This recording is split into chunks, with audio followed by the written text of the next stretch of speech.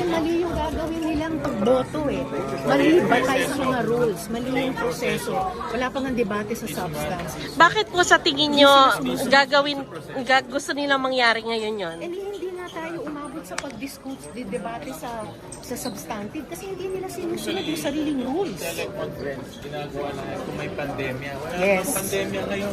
Walang national Bakit natin emergency. babaguhin? Walang force majeure. Sir, baka ituloy nila. Pwede po ba nila Wala ituloy? silang quorum. Subukan. Walang quorum. Hindi ba tutuloy?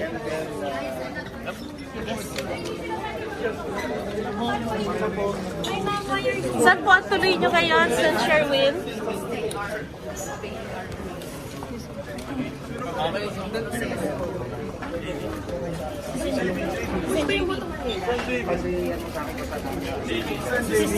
Sa kayo, sir? Fifth floor?